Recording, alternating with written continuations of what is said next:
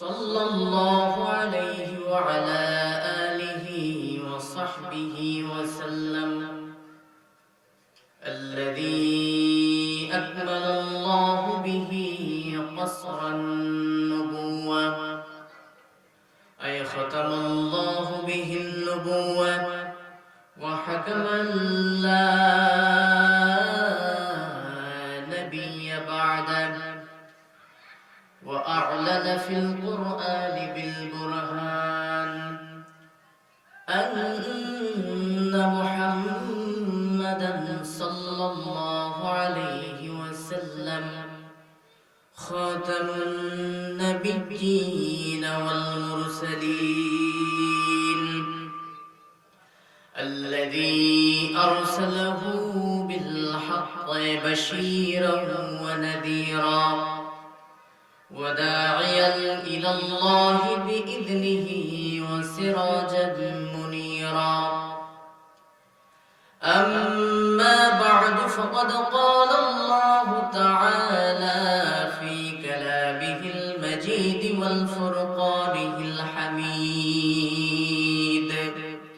প্রাণ খুলে জবান ছেড়ে দিয়ে আমার সঙ্গে তেলাওয়াত করেন আউযু বিল্লাহি মিনাশ শাইতানির রাজীম বিসমিল্লাহির রাহমানির রাহিম কুল ইন কুনতুম তুহিব্বুনাল্লাহা فاتبعوني يحببكم الله ويغفر لكم ذنوبكم والله غفور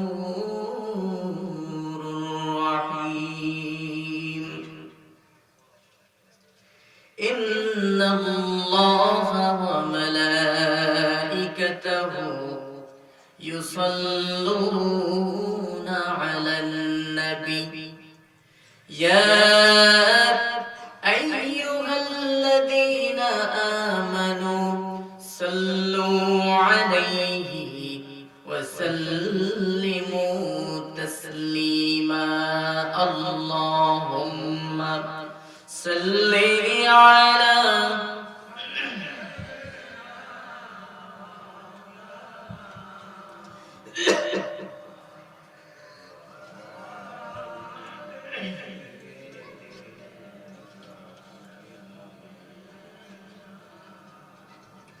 নবীর প্রতি মহব্বত ভালোবাসা সবার আছে নাকি নাই? কম আছে নাকি বেশি আছে? আপনারা কি আমার উপর রাগ করছেন নাকি? রাগ করছেন? মনে হচ্ছে কষ্ট আপনাদের হয়ে গেছে। আমি সেই ঢাকা থেকে আসছি, ভোরে রওনা দিয়েছি, আবার রাতে জার্নি করে চিটাগাং যেতে হবে রাতে। এই ক্লান্ত শরীর নিয়ে আমি আসছি, এজন্য আপনারা মনে হয় খুবই বেজার হয়ে গেছেন নাকি? অখুশি হয়েছেন? খুশি হয়েছেন সবাই? তাহলে নবীর প্রতি মহব্বত ভালোবাসা সবার আছে নাকি নাই বলেন? কম আছে নাকি বেশি আছে? যদি বেশি থাকে তাহলে প্রাণ উজাড় করে দিয়ে মহব্বতের সাথে পড়েন আল্লাহুম্মা সাল্লি আলা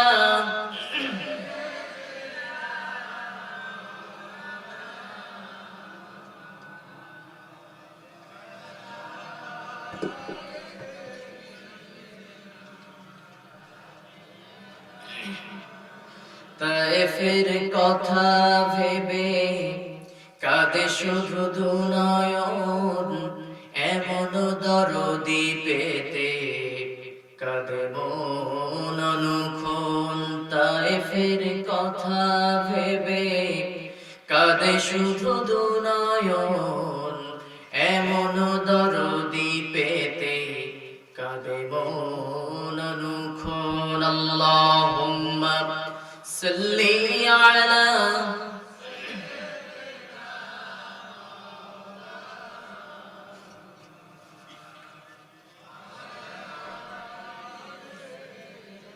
মাওলানা। তোমারই পথে চলে কত প্রাণ ঝরে যায়,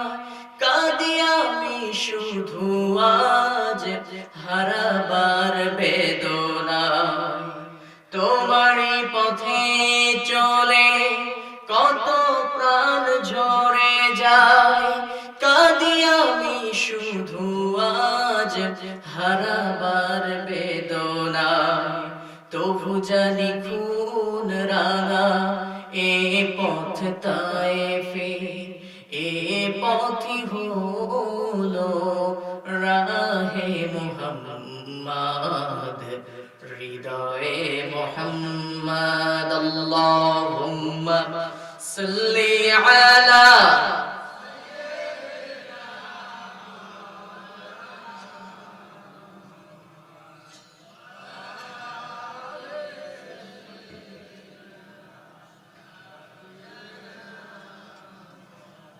محبت پڑھن بلغ العلا بکماله كشف الدجى بجماله حسنت جميع خصاله صلوا عليه আমি যদি কখনো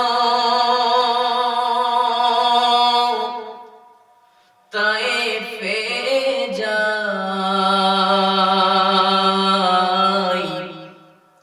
বলবো মাটিকে ডেকে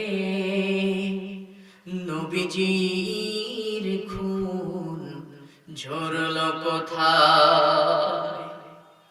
আমি যদি আবারও ওহদে যাই, বলবো বালুকে ডেকে নবীজির দাঁত ভাঙলো কোথায়। বলে দাও তাই আজ আমাকে, বলে দাও তাই আজ আমাকে, প্রতিশোধের দাবানল জ্বালাবো হেতাই। বালাগাল উলা বিকামালিহি কাশাফাত দুজা বিজামালিহি حسنت جميع خصاله صلوا সবাই দুরূদ ইব্রাহিম পড়েন আল্লাহুম্মা সাল্লি আলা মুহাম্মদ ওয়া আলা আলি মুহাম্মদ কামা সাল্লাইতা আলা ইব্রাহিম ওয়া আলা আলি ইব্রাহিম ইন্নাকা হামিদুম মাজিদ। আল্লাহুম্মা বারিক আলা মুহাম্মদ ওয়া আলা আলি মুহাম্মদ কামা বারাকতা আলা ইব্রাহিম ওয়া আলা আলি ইব্রাহিম إنك حميد مجيد اللهم آمين ربنا ظلمنا أنفسنا وإن لم تغفر لنا وترحمنا لنكونن من الخاسرين আল্লাহ তাআলা আমরা কয়েকজন গুনাহগার বান্দা কোরআন শরীফ সামনে নিয়ে গুনার বোঝা মাথায় নিয়ে তোমার শাহী দরবারে হাত তুলেছি। দয়া করে মায়া করে জিন্দেগীর সব গুনাহ খাতা তুমি maaf করে দাও। আল্লাহ তাআলা এই মাহফিলের আয়োজন যারা করেছেন, শোনার জন্য যারা এসেছেন, কিয়ামতের ময়দানে এই মাহফিল আমাদের সকলের জন্য নাজাতের ওসিলা বানায় দিও আল্লাহ। ربنا تقبل منا إنك أنت السميع العليم وتب علينا إنك أنت التواب الرحيم سبحان ربك رب العزة عما يصفون وسلام على المرسلين আলহামদুলিল্লাহি রাব্বিল আলামিন। বাংলাদেশের ঐতিহ্যবাহী জেলা মাগুরা মোহাম্মদপুর থানা অধীন রাজাপুর মধ্যপাড়া চারাবরতলা জামে মসজিদ ময়দানে আয়োজিত আজকের এই কোরআনুল কারীমের মাহফিলে মুআজ্জাজ মুহতারাম সম্মানিত সভাপতি, রাজাপুর কেন্দ্রীয় জামে মসজিদের সম্মানিত খতিব, অত্যন্ত শ্রদ্ধাভাজন মাওলানা আবুল খায়ের সাহেব আতালাল্লাহু উমরাহু ওয়া বারাকাল্লাহু ফি হায়াতিহি, আমরা বলছি আমিন। আপনাদের কি রাগ আছে সভাপতি সাহেবের উপরে? জোরে বলেন না আমিন। এখন তো আলেম মানুষ সভাপতি খুব কমই দেখা যায় তাফসীর মাহফিলে। আমি খুব খুশি হয়েছি যে একজন আলেমকে আজকে মাহফিলে সভাপতি করা হয়েছে। আপনারা খুশি হন নাই? তাহলে সবাই জোরে পড়েন আমিন। আজকের প্রোগ্রামের অনারেবল চিফ গেস্ট মোহাম্মদপুর থানার সম্মানিত চেয়ারম্যান অধ্যক্ষ আবু আব্দুল্লাহ কাফি সাহেব, স্পেশাল গেস্ট হিসেবে আছেন সভাপতি বাংলাদেশ আওয়ামী লীগ মিজানুর রহমান বিশ্বাস। আল্লাহ সকলকে ইসলামের জন্য কোরআনের জন্য কবুল করুন, আমরা পড়ছি আমিন। এতক্ষণ আপনাদের সামনে কোরআনুল কারীম থেকে আলোচনা করে আপনাদেরকে ধন্য করেছেন, খুশি করেছেন আমার অত্যন্ত শ্রদ্ধাভাজন যশোরের কৃতি সন্তান আলহাজ মাওলানা জাহাঙ্গীর আলম শামসুদ্দিন সাহেব। আল্লাহ তার জবানকে, তার কণ্ঠকে, তার যে কথাগুলো আমাদেরকে বলেছেন এগুলো আমরা আমল করতে পারি এবং তাকেও যেন আল্লাহ ইসলামের জন্য কবুল করেন, আমরা পড়ছি আমিন। আলোচনার সূচনায় আনুষ্ঠানিকতার মধ্য দিয়ে আমি আপনাদের সামনে কয়েকটি কথা রাখতে চাই।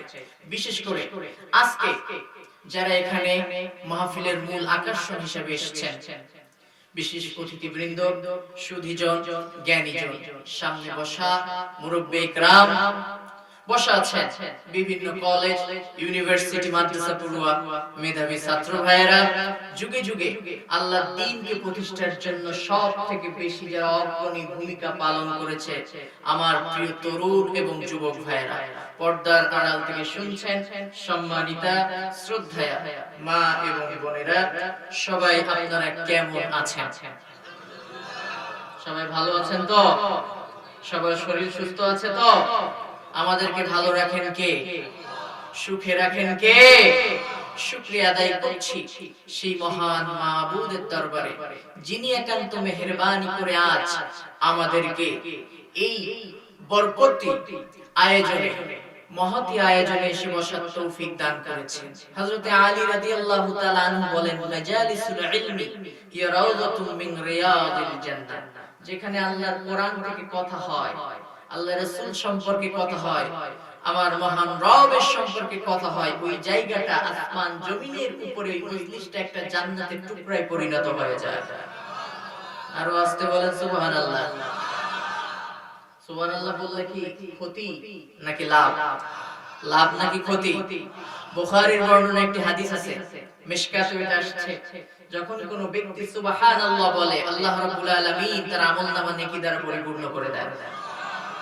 যদি কোন বান্দা আলহামদুলিল্লাহ পড়ে, আসমান জমিনের ভিতরে যত খালি জায়গা আছে আল্লাহ সুবহানাহু ওয়া তাআলা সমস্ত খালি জায়গা সওয়াব দ্বারা পরিপূর্ণ করে দেন। শুধু এখানেই শেষ নয়, তামতাউল মিজান, কিয়ামতের ময়দানে জান্নাতে যাওয়ার জন্য যত আমল দরকার পরিপূর্ণ করে আল্লাহ তাআলা তার আমলনামা দান করবেন। সুবহানাল্লাহ। এইজন্য সেই মহান রবের দরবারে আমরা শুকরিয়া আদায় করছি, কালিমাতুশ শুকর আদায় করছি, আলহামদুলিল্লাহ। দুরূদ এবং সালাম পেশ করছি সেই বিশ্ব মানবতার মুক্তির দূতের উপরে, যে নবীকে আল্লাহ পাক পাঠিয়েছিলেন পৃথিবীর পথহারা, দিশেহারা, অসহায়, নির্যাতিত, নিষ্পৃষিত, নিপীড়িত, বঞ্চিত, নিগৃহীত মাজলুম মানবতা মুক্তি ও কল্যাণের জন্য প্রায় ১৫০০ বছর পূর্বে মক্কার মরু প্রান্তরে যে রাসূল এসেছিলেন।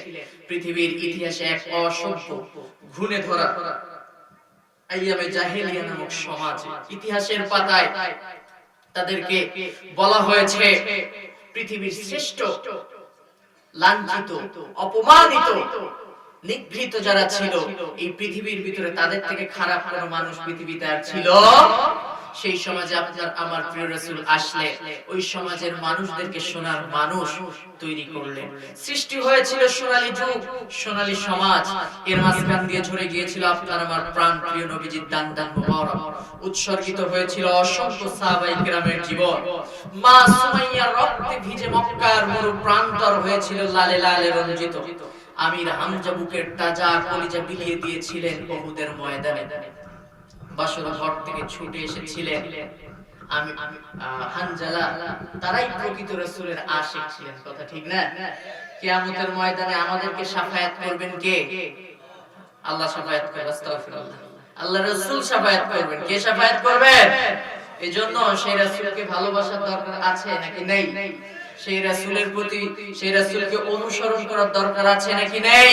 সেই রাসূলের প্রতি আমরা সর্বপ্রথম সালাম গ্রহণ করছি, সকলে বলছি সাল্লাল্লাহু আলাইহি ওয়াসাল্লাম। আমি আজকে অত্যন্ত গুরুত্বপূর্ণ একটা সাবজেক্ট থেকে আপনাদের সামনে কথা বলার নিয়ত করেছি, সেটা হচ্ছে আল্লাহ রাসূলের জীবন আদর্শ সম্পর্কে। কারণ কিয়ামতের ময়দানে, আখিরাতে, আদালতে একটা বিচারের বেঞ্চ বসবে। সেই দিনে আল্লাহ সুবহানাহু ওয়া তাআলা একমাত্র বিচারক থাকবেন। তার সামনে এই পৃথিবীর কোন মানুষের কথা বলার ক্ষমতা থাকবে? লিমানিল মুলকুল ইয়াউম লিল্লাহিল ওয়াহিদিল কাহ্হার। সেই দিনে একমাত্র রাজা বাদশা কে থাকবে? চিৎকার দিয়ে বলেন কে? আপনারা কি আল্লাহর নাম নিতে ভয় করেন? চিন্তা, টেনশন, ডঙ্কা, শঙ্কা আমাদের সঙ্গে কে আছেন? মুমিন বান্দা ভাই ভয় করে কাকে? যাদের হৃদয়ে আছে আল্লাহর ভয়, তারা কভু পথ ভুলে যায় না। আল্লাহর প্রেম ছাড়াই দুনিয়ায় কারো কাছে কোনো কিছু চায় না, কারো কাছে কোনো কিছু চায় না। রাতের আধারে যারা সেজদাতে রয়, দু চোখের অশ্রুতে নদী যেন বয়। রাতের আধারে যারা সেজদাতে রয়, দু চোখের অশ্রুতে নদী যেন বয়। ছলনার হাত ছানি যতই আসুক, ছলনার হাত ছানি যতই ডাকুক, পেছনে ফিরেও তাকায় না। যাদের হৃদয়ে আছে আল্লাহর ভয়, তারা কভু পথ ভুলে যায় না। ভয় করবেন কাকে?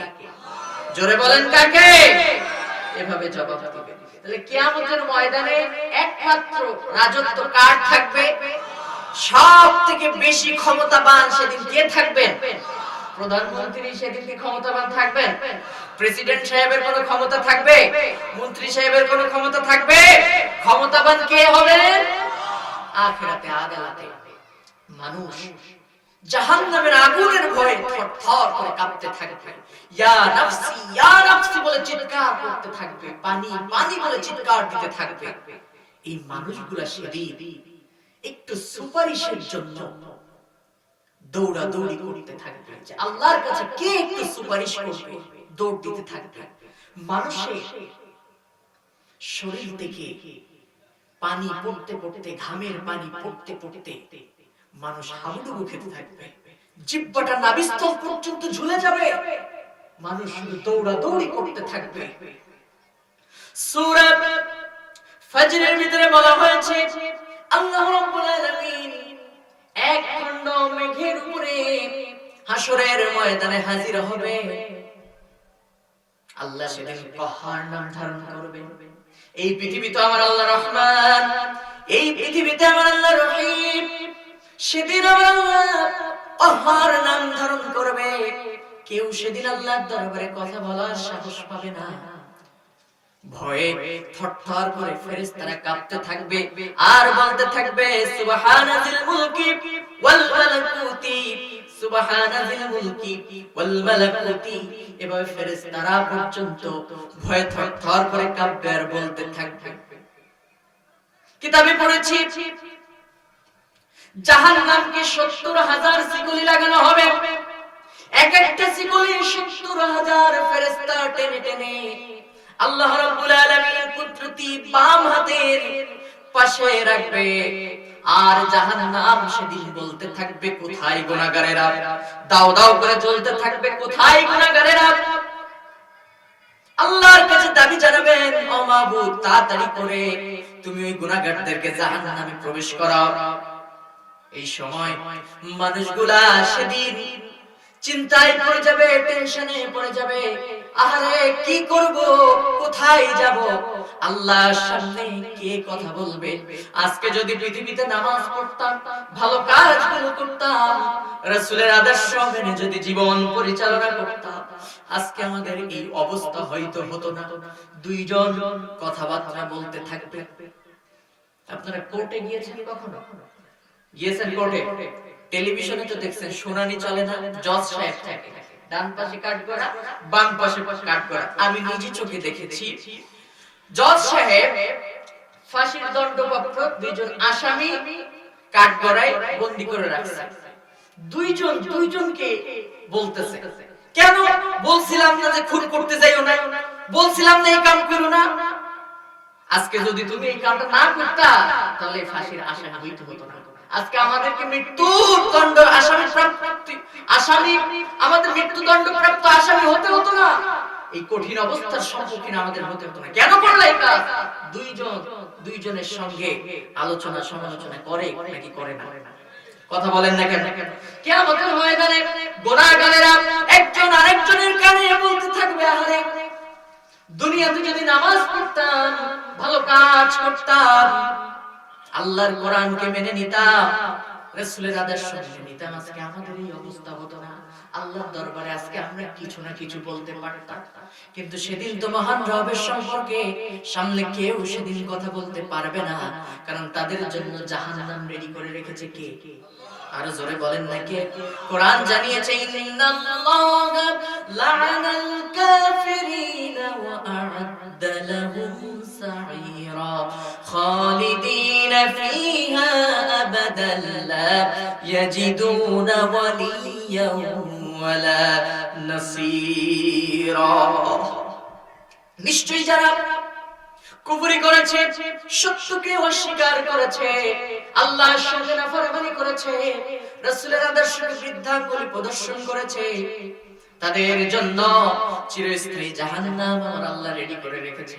সেদিন তারা ওয়ালিয়াম ওয়ালা নাসীরা, কোন ওলি কোন বন্ধু সেদিন তারা পাবে না, কোন সাহায্যকারী সেদিন তারা পাবে না, কেউ তাদের পক্ষে কথা বলার দুঃসাহস দেখাবে না। ঠিক কি না বলে?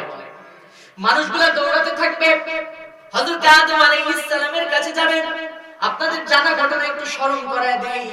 আদম আলাইহিস সালাম বলবে, আমি পারবো না, কারণ আল্লাহ রাব্বুল আলামিন আমাকে একটা আদেশ করেছিল, একটা নিষেধ করেছিল, আদেশটা মান্য করেছিলাম, নিষেধটা মান্য করতে পারি নাই।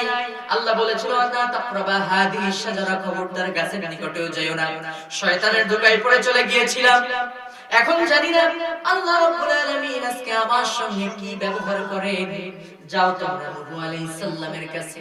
নূহ বলবে, আমিও পারবো না। তোমরা যাও মুসা আলাইহিস সালামের কাছে। মুসা বলবে, আমিও পারবো না। মুসা আলাইহিস সালাম বলবে, যাও ঈসা আলাইহিস সালামের কাছে।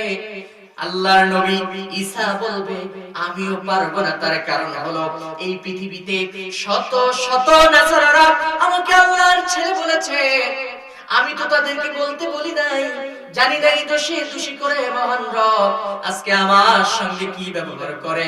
তবে আমি তোমাদেরকে একটা পরামর্শ দিতে পারি, আজকে আখিরাতে আদালতে আল্লাহর দরবারে একজন মানুষ সুপারিশ করতে পারে, একজন মানুষ কথা বলতে পারে, তিনি আর কেউ নন, আখিরি জামানার পয়গম্বর নবী মুহাম্মদুর রাসূলুল্লাহ সাল্লাল্লাহু আলাইহি ওয়াসাল্লাম আল্লাহর দরবারে কথা বলতে পারে।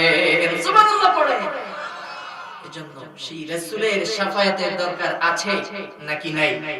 কথা বলেন না কেন? আছে নাকি নাই? আমরা তো বলি রাসূল তো আমাদেরকে না নিয়ে জান্নাতে যাবে না, হুজুর তাহলে এত কষ্ট করে নামাজ পড়ার কি দরকার? আপনারা বলেন, যখন কোন মানুষ এত সহজ হাদিস শুনে যে রাসূল না নিয়ে তো জান্নাতে যাবেই না, শীতের সময় মাঘ মাসের এই প্রচন্ড শীতে, আচ্ছা এখানে কি হচ্ছে? কথা বলা যাবে না, বাইরে যেতে হবে। আমার দিকে খেয়াল করেন, আমার চোখের দিকে তাকান, শুনতেছেন আপনারা? রাসূল না নিয়ে জান্নাতে যাবে না।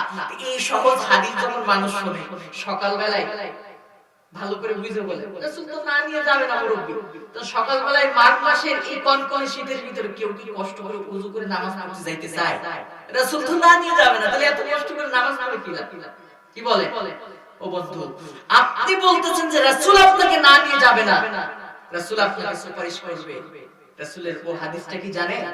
عن عبد الله بن مسعود رضي الله تعالى عنه قال قال رسول الله صلى الله عليه وسلم من أفض من الحمص لا ينفعن إلي رجال منكم حتى إذا حويت ليؤمن لكم اختلجوا دوني فأقول أي نبي أصحابي أي نبي أمتي يقول الله تعالى إنك لا تدري ما بدلوا البعد فأقول سوقا سوقا لمن بدل من بعدي। আল্লাহ রাসূল সাল্লাল্লাহু আলাইহি ওয়াসাল্লাম বলেন, আখিরাতে আদালতে আল্লাহ রাব্বুল আলামিন হাউজে কাউসারের পানির দায়িত্ব আমার হাতে দিবেন। ওই পানি যে জীবনে এক পেয়ালা পানি পান করবে, জান্নাতে যাবার আগে 50,000 বছরের ভিতরে তার কলিজায় কোনো পানি পিপাসা থাকবে না। আরো আস্তে বলেন সুবহানাল্লাহ। নবীজি বলেন আমি আমার উম্মতদেরকে পানি পান করাবো।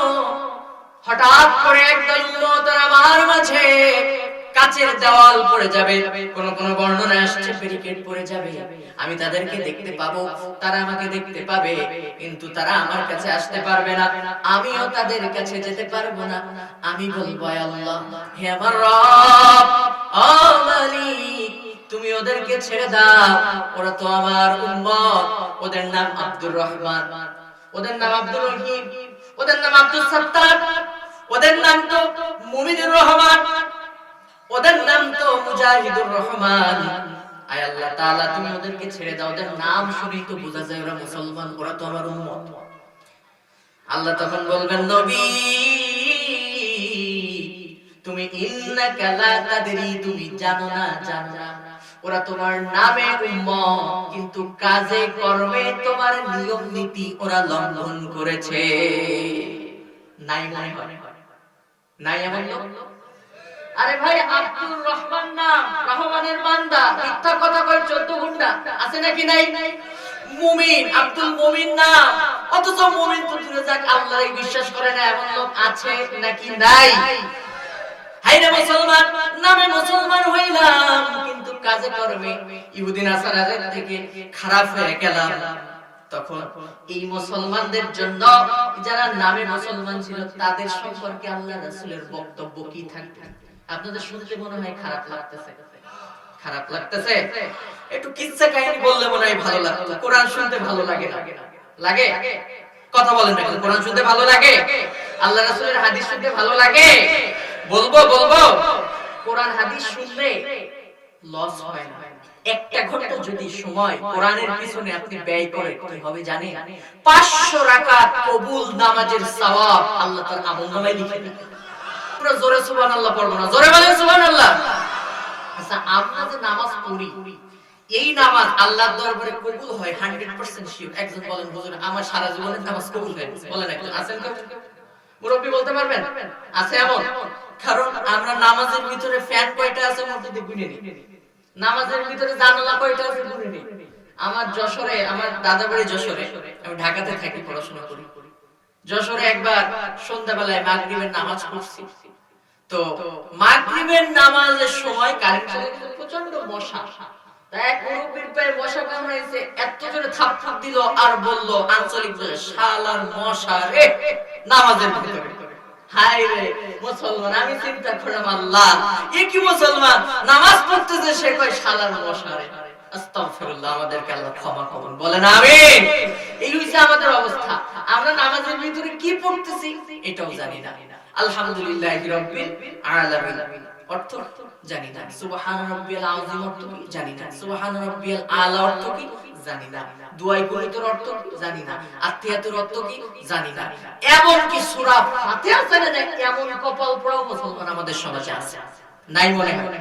আমি মাঝে একজনকে বলতেছি, ভাই সূরা ফাতিহা পড়ো তো, ইন্টারমিডিয়েট পাস একটা ছেলেকে, আপনি অবাক হবেন, সে পড়তেছে কুল হুয়াল্লাহু আহাদ আল্লাহুস সামাদ লাম ইয়ালিদ ওয়া লাম ইউলাদ ওয়া লাম ইয়াকুল লাহু কুফুয়ান আহাদ।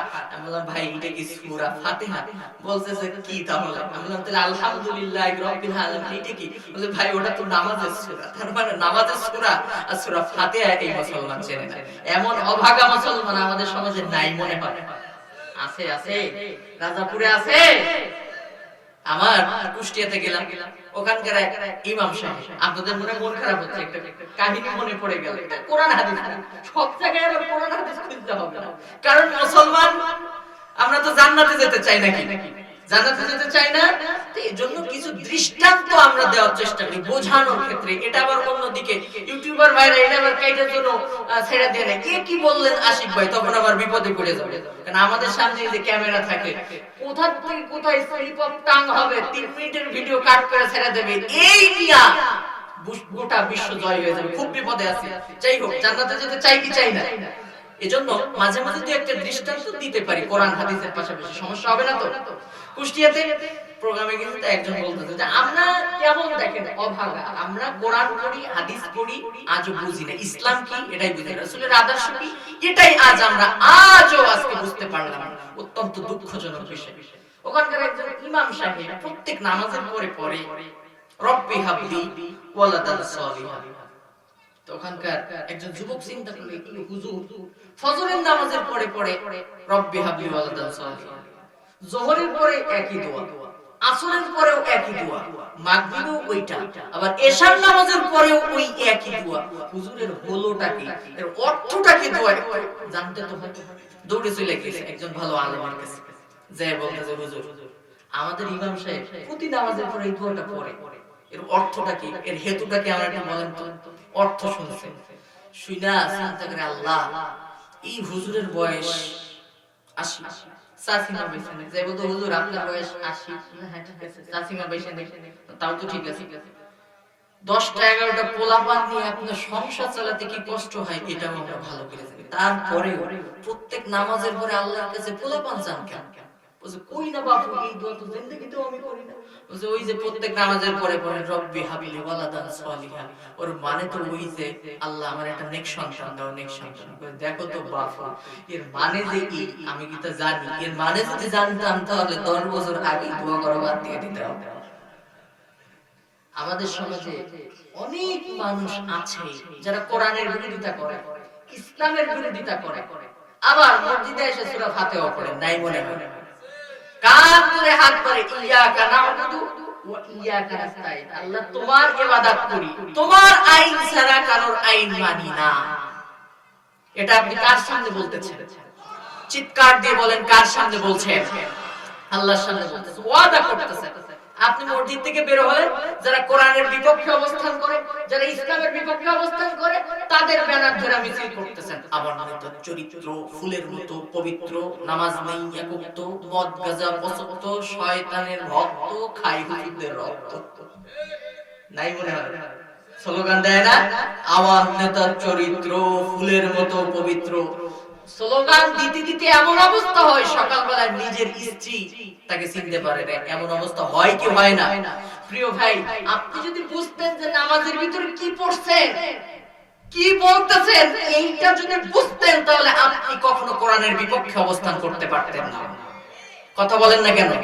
একটু কথা বলেন, আমার সঙ্গে একটু রেসপন্স করতে হবে, কথা বলতে হবে, তাহলে কারণ আমার প্রোগ্রামে হাজার হাজার মানুষ এখানে যা আছে আলহামদুলিল্লাহ চালাই নেওয়া যাবে, কিন্তু আমার সঙ্গে একটু কথা বলতে হবে। যেই মাহফিলের শ্রোতা যত বেশি ওই মাহফিলের আলোচনাও তত সুন্দর হয়, এটা কি বিশ্বাস করেন?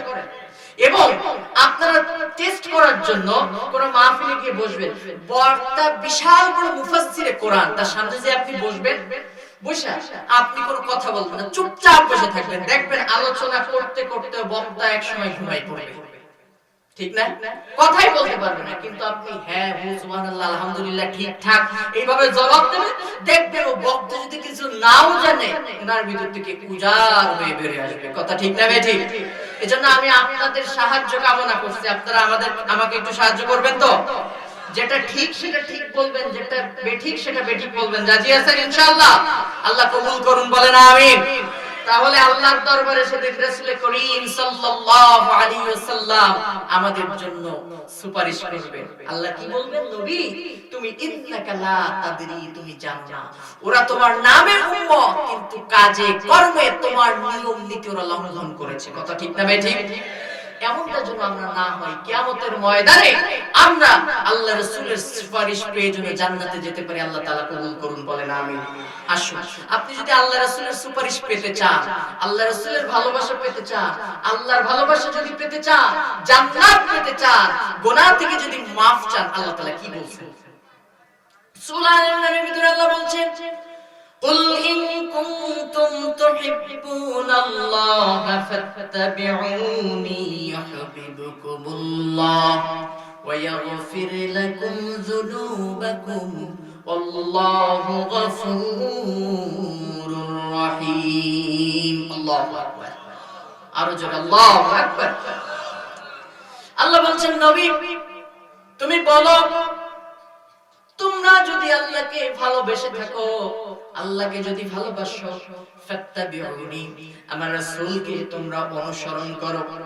আচ্ছা এখানে একটা জবাব দেন তো, এখানে আল্লাহ কি বলেছেন যে ভালোবাসো নাকি অনুসরণ করো? জোরে বলেন কি?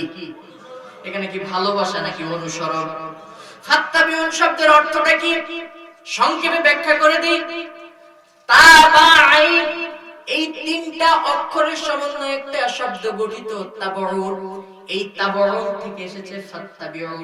তাবউন শব্দের অর্থ মুফাসসিরগণ ব্যাখ্যায় লিখেছেন, আপনার সামনে দিয়ে একজন লোক যদি হেঁটে যায়, সে কিভাবে পা ফেলে হাঁটে, কিভাবে হাত নাড়ায়, কিভাবে পা নাড়ায়, দুই পায়ের মাঝখানে কতটুকু ডিসটেন্স রেখে চলাফেরা করে, সবকিছু দেখে দেখে অনুকরণ করে, অনুসরণ করে ওইভাবে চলার নাম হলো ফাত্তাবিউন। সুবহানাল্লাহ পড়ে।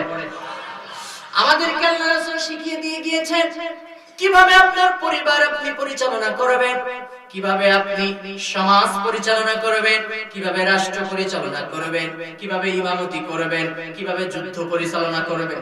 শিখান নাই মনে হয়? শিখাইছেন কিনা? নাকি শুধু ইমামতি করা শিখাই দিয়ে গিয়েছেন? শুধু কি নবী যে ইমামতি করেছেন, নাকি জিহাদের ময়দানে সেনাপতিও ছিল? ছিল কিনা বলেন? জোরে বলেন, ছিল কিনা? আমার নবী মদিনার মসজিদে যেভাবে করেছেন ইমামতি, তিনি জিহাদের ময়দানে ছিলেন সেনাপতি, নিজে 27টা যুদ্ধের সেনাপতির দায়িত্ব পালন করে দিয়ে গিয়েছেন। আর তিনি বলে দিয়ে গিয়েছেন, তিনি হাদিস শরীফে বলেছেন, আমি নবী মুহাম্মদ সাল্লাল্লাহু আলাইহি ওয়াসাল্লাম তোমাদের জীবনের প্রত্যেকটা ক্ষেত্রে আদর্শ রেখে গেলাম, কোরআন আর সুন্নাহ রেখে গেলাম। এটা বুকে আঁকড়ে ধারণ করো। তোমার পারিবারিক জীবনে, তোমার সামাজিক জীবনে, সাংস্কৃতিক জীবনে, রাষ্ট্রীয় জীবনে, রাজনৈতিক জীবনে, অর্থনৈতিক জীবনে, প্রত্যেকটা ক্ষেত্রে রাসূলকে অনুসরণ যদি করতে পারো, আল্লাহ রাব্বুল আলামিন ঘোষণা দিয়ে বলেন, নবী ওই উম্মতদেরকে জানায়া দাও, যেই মুহূর্ত থেকে মানুষগুলা অনুসরণ করার নিয়ত করবে, আয় আল্লাহ এই মুহূর্ত থেকে আমি বিশ্ব নবীকে, আল্লাহর নবীকে অনুসরণ করব। রাসূল যেভাবে চলতে বলেছেন সেইভাবে আমরা চলব। আল্লাহ রাব্বুল আলামিন বলেন, ওয়া মা আতাকুমুর রাসূলু ফাখুযুহু ওয়া মা নাহাকুম আনহু ফান্তাহু ওয়াত্তাকুল্লাহা ইন্নাল্লাহা শাদীদুল ইকাব।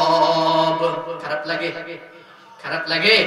আল্লাহ বলছেন, আমার নবী যা তোমাদের জন্য এনেছে তা ধরো, ওয়ামা নাহাকুম আনহু ফান্তাহু, যা নিষেধ করেছে সেটা তোমরা ছেড়ে দাও। এই অর্ডার কার? আরো জোরে বলেন না কার? এটা যদি করতে পারো তাহলে কি হবে শুনে নাও, ওয়া ইয়াগফির লাকুম যুনুবাকুম আল্লাহু গফুরুর রহিম। এর আগে আল্লাহ বলছেন ইউহিব্বুকুমুল্লাহ, যেই মুহূর্তে থেকে আমার রাসূলকে অনুসরণ করা শুরু করবে, ওই মুহূর্ত থেকে আমি রব্বুল আলামিন তোমাদেরকেও ভালোবাসা শুরু করব। জোরে বলেন না সুবহানাল্লাহ। ভালোবেসে তোমাদেরকে কি দান করব জানো? ওয়া মান ইউতি'ইল্লাহা ওয়া রাসূলাহু ইউদখিলহু জান্নাতিন তাজরি মিন তাহতিহাল আনহার ওয়া মান ইয়াতাওয়াল্লা ইউ'আযিবুহু আযাবান আলীমা। জোরে বলেন আল্লাহু আকবার।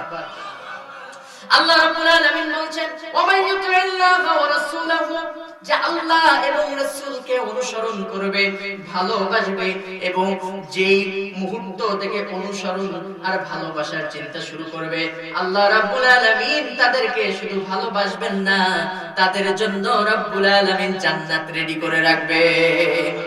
আরো জোরে বলেন সুবহানাল্লাহ।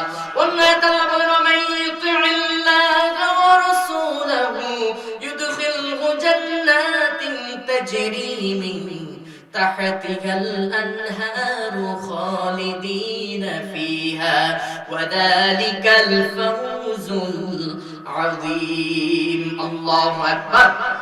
আরো জোরে বলেন আল্লাহু আকবার। আল্লাহ এবং রাসূলের অনুসরণ যদি করতে পারো কি হবে জানো? জান্নাতে তোমরা প্রবেশ করবে। ওই জান্নাত এমন জান্নাত, যেই জান্নাতের তলদেশ দিয়ে নহর প্রবাহিত হবে, দুধের নহর, শরাবের নহর, মধুর নহর, এই তিনটা নহর হাদিস শরীফে এসেছে, প্রবাহিত হবে। ওখানে তোমরা দাখিল হয়ে যাবে, ঢুকে যাবে। কিয়ামত পর্যন্ত, যতদিন পর্যন্ত জান্নাতে অবস্থান করবে, আজীবনের জন্য জান্নাতে তোমরা অবস্থান করবে, কেউ তোমাদের ওই জায়গা থেকে বের করবে না। সুবহানাল্লাহ। ওয়াদালিকাল ফাউজুল আযীম। আর এটাই হলো তোমাদের জীবনের সবথেকে বড় সফলতা। এইজন্য রাসূলের অনুসরণের দরকার আছে নাকি নাই? আরো জোরে বলেন না আছে নাকি নাই? কিন্তু বাংলার মুসলমান আমরা কেমন? আমরা হলো এমন, সুখের দিনে রাসূলের পাশে আছি, কিন্তু দুঃখের দিনে রাসূলের পাশে নেই। কথা বলেন না কেন?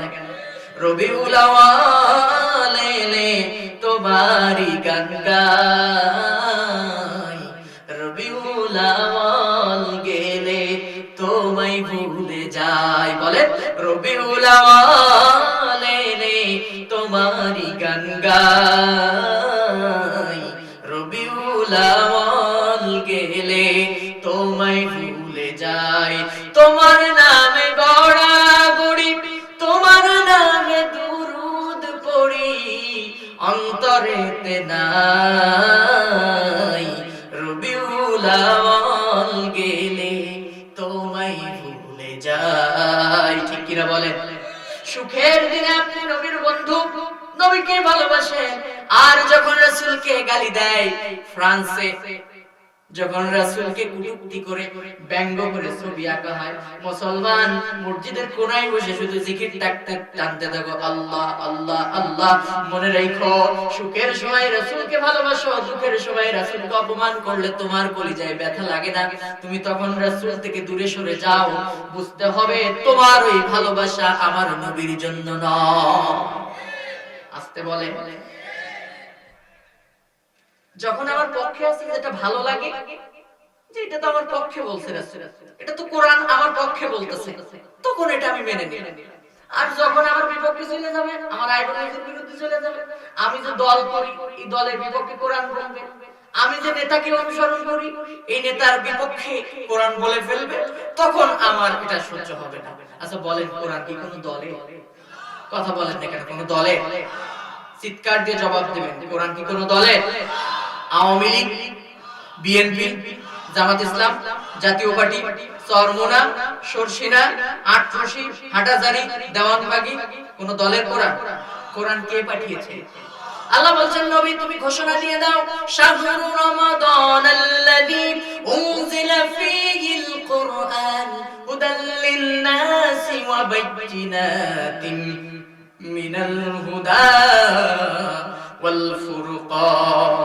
আমি রমজান মাসে কোরআন নাজিল করেছি হুদাল লিন-নাস। এখানে আল্লাহ হুদাল লিল মুমিনিন বলতে পারতেন, হুদাল লিল মুসলিমিন বলতে পারতেন, হুদাল লিল মুত্তাকিন বলতে পারতেন। হুদাল লিল মুত্তাকিন আছে না এক জায়গায়? কিন্তু এখানে হুদাল লিল মুত্তাকিন আমার আল্লাহ বলেন নাই। আল্লাহ বললেন হুদাল লিন-নাস। গোটা পৃথিবীর মানুষের জন্য কোরআনকে হেদায়েত স্বরূপ পাঠিয়েছেন কে? আরো জোরে বলেন না কে? এখন এই কোরআন তো কোনো দলের নয়, তুমি কেন তোমার পক্ষে টেনে নাও? কোরআন তোমার পক্ষে বললে ভালো, কোরআন তোমার বিপক্ষে বললে তখন বড় খারাপ হয়ে যায়। আলেমরা তখন কোরআনের তুমি ভুল ধরতে আসো, এটা তো খুব খারাপ কথা। কথা বলেন না কেন? এটা যদি করেন শাস্তি কি হবে জানেন? এইটা শোনার পরে অনেকে আবার উঠে দৌড় দিবে। সূরা নিসা প্রত্যেকটা কথা কোরআন এবং হাদিসের দলিল ভিত্তিক হবে ইনশাআল্লাহ। বলেন ইনশাআল্লাহ। কেউ কোনো কথা বলবে, কোরআন তো আওয়ামী লীগের না বিএনপির না, যেখানেই যায় আওয়ামী লীগের লোকজন এসে বলে, হুজুর আমাদের বিপক্ষে যদি বলেন না, আমরা কিন্তু ক্ষমতায়, মনে রেখে ভালো কথা। যেখানে আওয়ামী লীগের লোকজন প্রোগ্রামের অ্যারেঞ্জ করে, বিএনপির লোকজন এসে বলে, হুজুর আমরা জুলুম অত্যাচার সহ্য করে আছে, আমাদের বিপক্ষে শুধু বলেন না। এরপরে সবাই মিলে যদি মাহফিলের আয়োজন করে, জামাত ইসলামের লোকজন এসে বলে, হুজুর আমাদের বিপক্ষে শুধু বলেন না।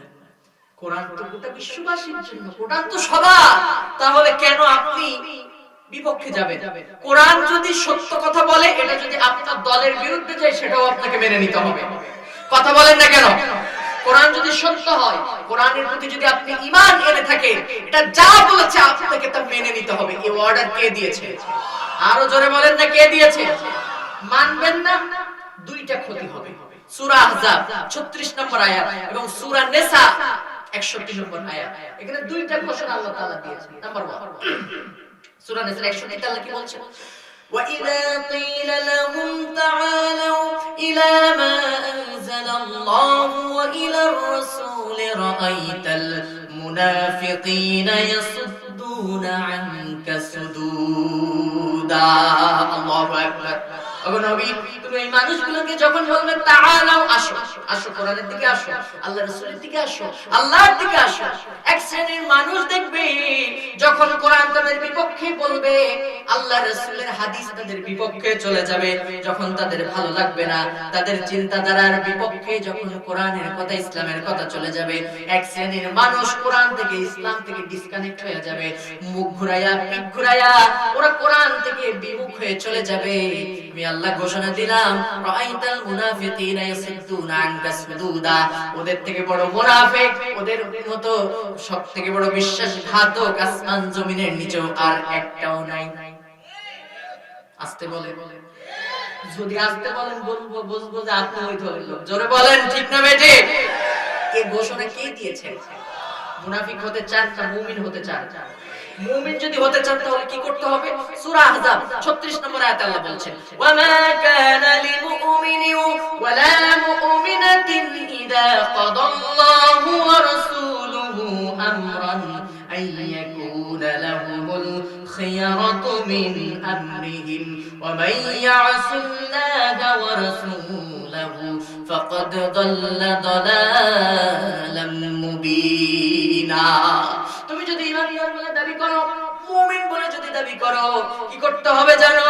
আল্লাহ এবং তার রাসূল কোরআনের ভিতরে যা ফয়সালা দিয়েছে, যে নির্দেশ দিয়েছে, কোন ইমানদার নারী এবং পুরুষ কোরআনের একটা আইন, একটা ফয়সালাও অমান্য করতে পারে? ওরা যদি কোরআনের একটা আইন, একটা ফয়সালাও অমান্য করে, কি হবে জানো? ওমাইয়াসিল্লাহ ওয়া রাসূলাহু ফাকাদ দাল্লা দালালাম মুবিনা। ওরা কোরআন থেকে ডিসকানেক্ট হয়ে গেল, আল্লাহর জান্নাতের পথ থেকে সরে যে ওরা পথভ্রষ্ট হয়ে জান্নাতের দিকে ধাবিত হলো। কে বলছে? জাহান্নামের দিকে ধাবিত হলো। কে বলছেন? এজন্য কোরআন যা বলবে আপনাকে অবশ্যই মেনে নিতে হবে। আল্লাহর রাসূলের হাদিস যা বলতে হবে বলেছে সেটা আপনাকে মেনে নিতে হবে। অর্ডার কে দিয়েছে? আর জোরে বলেন না কে? আল্লাহর নবী সাল্লাল্লাহু আলাইহি ওয়াসাল্লাম সমাজ বিনির্মাণে এই কোরআনকে বুকে আঁকড়ে ধারণ করে কাজ করেছেন দীর্ঘ 23 বছর যাবত। কত বছর? জোরে বলেন কয় বছর? 40 বছর বয়স পর্যন্ত কোরআন বাদ দিয়া। 40 বছরের আগে কি কোরআন নাযিল হইছে? নাযিল হইছে? আপনাদের মনে কষ্ট হচ্ছে? কষ্ট হচ্ছে? 1 ঘন্টা সময় কোরআনের জন্য ব্যয় করতে রাজি আছেন ইনশাআল্লাহ? আল্লাহ রাব্বুল আলামিন, আল্লাহর হাবিব সাল্লাল্লাহু আলাইহি সাল্লাম বলছেন যে 1 ঘন্টা সময় কোরআনের পিছনে ব্যয় করে কত রাকাত কবুল নামাজের সওয়াব লেখা হয়? 500 রাকাত। এজন্য 500 রাকাত কবুল নামাজের সওয়াব আমরা ইনশাআল্লাহ নিব। বলেন ইনশাআল্লাহ। আসুন, এর মাঝখান থেকে কেউ উঠাউঠি করবেন না, সবাই থাকবেন তো ইনশাআল্লাহ। আমি খুব বেশি করে কষ্ট দিব না আপনাদেরকে, অল্প কিছুক্ষণ কথা বলি, আমি মোনাজাত দিয়ে বিদায় নেব ইনশাআল্লাহ। শেষ পর্যন্ত থাকবেন তো ইনশাআল্লাহ? থাকবেন তো? কারা কারা শেষ পর্যন্ত থাকবেন না হাত তোলেন। আপনারা মনে ঘুমাচ্ছেন, ঘুম চলে আসছে, অন্যমনস্ক হয়ে গেছে, কষ্ট হয়ে গেছে মনে হয়। একটু জিকির করেন, সুবহানাল্লাহ, আলহামদুলিল্লাহ, লা ইলাহা।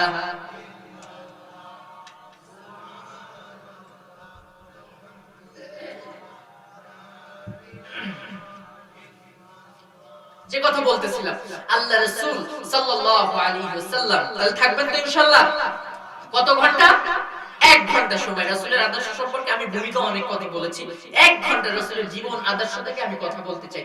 1 ঘন্টার ভেতরে একটা লোক উঠে ডিস্টার্ব করবেন না। কারণ এই যে মাহফিলের কমিটি যারা অনেক কষ্ট করে এই মাহফিলের অ্যারেঞ্জ করেছে, আপনারা যদি উঠাউঠি করেন, বিশৃঙ্খলা করেন, তাহলে এই ভিডিও ক্যামেরা থেকে মিস হলেও কিন্তু একজন ক্যামেরা ধরে বসে আছেন, তিনি কে? ফামান ইয়ামাল মিসকালা যাররাতিন খায়রান ইয়ারা ওয়া মান ইয়ামাল মিসকালা যাররাতিন শাররান ইয়ারা। ছোট বড় সবকিছু কিন্তু সেদিন আল্লাহর দরবারে আপনার সামনে হাজির করা হবে। এইজন্য কেউ উঠাউঠি করে মাহফিলে বিশৃঙ্খলা করবেন না। বলেন ইনশাআল্লাহ। আসেন, রাসূল করিম সাল্লাল্লাহু আলাইহি ওয়াসাল্লাম 40 বছরের আগ পর্যন্ত কি কোরআন নাযিল হইছে? হয় নাই। 40 বছরে আল্লাহ রাসূল সাল্লাল্লাহু আলাইহি ওয়াসাল্লাম সমাজ বিনির্মাণের জন্য তিনি হিরার গুহায় ধর্ণা দিলেন। আল্লাহর কাছে ডাকতে থাকলেন, ওগো মাবুদ এমন একটা সংবিধান দাও, কনস্টিটিউশন দাও, যেটার মাধ্যমে এই সমাজকে সোনালী সমাজ হিসাবে তৈরি করতে পারি, এই যে গুনাহগার মানুষগুলো আছে এদেরকে টেনে টেনে জান্নাতে দিতে পারি। সুবহানাল্লাহ বলেন, জোরে বলেন সুবহানাল্লাহ। আল্লাহ কোরআন নাযিল করলেন এবং বলে দিলেন সূরা নিসার 105 নম্বর আয়াতে, ইন্না আনজালনা ইলাইকাল কিতাবা বিল হাক্কি লিতাহকুমা বাইনান নাসি বিমা আরাকাল্লাহ। ওগো নবী, নিশ্চয় আমি আল্লাহ তাআলা এই কোরআন তোমার উপরে নাযিল করলাম এই জন্য, এতদিন যাবত কোরআনকে বাদ দিয়া তুমি চেষ্টা করেছো সমাজের শান্তির জন্য, সমাজের মানুষের মুক্তির জন্য, কত চেষ্টা করলে পারলে না। তবে হ্যাঁ, একটা কিতাব আজকে আমি তোমার কাছে দিলাম, সেই কিতাবের নাম কি বলেন তো? আর জোরে বলেন নাকি? এই কিতাব তোমার কাছে পাঠাইলাম নবী, ও নবী এবার তুমি এই কোরআন দিয়ে চেষ্টা করতে থাকো। কোরআন এই জন্য পাঠালাম লিতাহকুমা বাইনান নাসি বিমা আরাকাল্লাহ, মানব জীবনে যা কিছু হবে, ফয়সালা হবে, সবকিছু এই কোরআন দিয়ে চলতে হবে। কি বলছেন? আরো জোরে বলেন নাকি? নবীজি এই কোরআন দিয়ে বাকি 23 বছর চেষ্টা করতে লাগলেন, ওই মানুষদেরকে আমার নবী সোনার মানুষ হিসেবে তৈরি করলেন। কি ছিল ওমর, কি তৈরি হয়ে গেল ওমর? যেই ওমর নবীজির মাথা কাটার জন্য আসছিল, সেই ওমরকে আমার রব্বুল আলামিন জান্নাতের শুভ সংবাদ দিয়ে দিলেন। আমার নবী বলেন, আমার পরে কোন নবী আসবে না, লাউ কানা নাবিয়্যাম মিন বাদি লাকানা ওমর, আমার পরে কোন নবী আসবে না, যদি কোন নবী আসতো আল্লাহ রাব্বুল আলামিন সেই সম্মান ওমরকে দান করত। সুবহানাল্লাহ। রাসূল করিম সাল্লাল্লাহু আলাইহি ওয়াসাল্লাম কোরআন দিয়ে মানুষকে দ্বীনের দিকে আহ্বান করতে থাকলেন আর ঘোষণা দিলেন, ও পৃথিবীর মানুষেরা শোনো, আল্লাহ তাআলা আমার কাছে একটা হিদায়াতনামা পাঠিয়েছেন। সেই হিদায়াতনামার নাম কি বলেন তো? আল কোরআন। কুলনা হুবিতু মিনহা জামিআন ফাইম্মা ইয়াতিয়ান্নাকুম মিন্নি হুদান ফামান তাবিআ হুদায়া ফালা খাউফুন আলাইহিম ওয়ালা হুম ইয়াহজানুন। আল্লাহু আকবার। আদম আর হাওয়া আলাইহিস সালাম যখন জান্নাত থেকে চলে আসলো, আল্লাহকে ডাক দিয়ে বলে, মাবুদ জান্নাতের এই অসংখ্য নিয়ামত ছেড়ে যেতে ইচ্ছা করে না, তুমি আমাদেরকে maaf করে দাও। আল্লাহ দোয়া শেখালেন, ও আদম যাও, চলে যাও পৃথিবীতে, আর আমার কাছে দোয়া করো, রব্বানা, যারা পড়েন রব্বানা যালামনা আনফুসানা ওয়া ইল্লাম তাগফির লানা ওয়া তারহামনা লানাকুনান্না মিনাল খাসিরিন। সুবহানাল্লাহ। আল্লাহ maaf করে দিলেন। তখন আদম আর হাওয়া বলে, আল্লাহ এই নিয়ামত ছেড়ে যাইতে ইচ্ছা করে না, এত সুন্দর নিয়ামত, তুমি আমাদেরকে maaf করে দাও, জান্নাত থেকে যাব না। আল্লাহ তখন এই ঘোষণা দিলেন, যাও, ফামান তাবিআ হুদায়া, আমি একটা হিদায়াতনামা তোমাদের কাছে পাঠাবো, তার নাম হচ্ছে আল কোরআন। এটা যদি তোমরা মেনে নিতে পারো, ফালা খাউফুন আলাইহিম, কোনো ভয় নাই, ওয়ালা হুম ইয়াহজানুন, কোনো চিন্তা নাই। এটাকে বুকে আঁকড়ে ধারণ করে সামনের দিকে যদি অগ্রসর হতে পারো, কি হবে জানো? কাযালিকা জাআলনাকুম উম্মাতান ওয়াসাতান লিতাকুনু শুহাদাআ আলান নাসি ওয়া ইয়াকুনার রাসূলু আলাইকুম শাহীদা। আল্লাহু আকবার।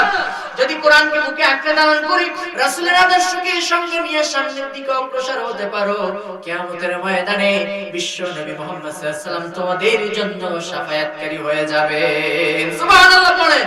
ইয়াউমা নাদউ কুল্লা উনাসিম বিইমামিহিম ফামান উতিয়া কিতাবাহু বিয়ামিনিহি ফাউলাইকা ইয়াকরাউনা কিতাবাহুম ওয়ালা ইউযলামুনা ফাতিলা।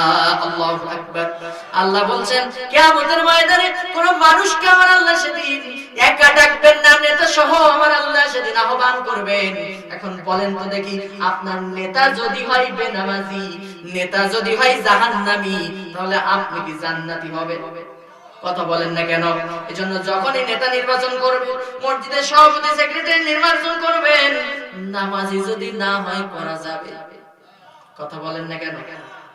3 নাম্বার ওয়াদা যাকাত, যাকাত ভিত্তিক সমাজ প্রতিষ্ঠা করবে, সুদ ভিত্তিক সমাজ ব্যবস্থার বিরোধিতা করবে, সুদকে জমিন থেকে চিরতরে নির্মূল করার জন্য প্রচেষ্টা করবে। কে বলেছে? কথা বলেন না, কে বলেছে? কই হুজুর, হুজুর আমি তো সুদ খাই না। বিশাল বড় আল্লাহর ওলি চাচা মানুষ, ওরে বাপ রে, নামাজ, দাড়ি এত লম্বা, টুপি, জুব্বা, পাগড়ি সব কিছু আছে।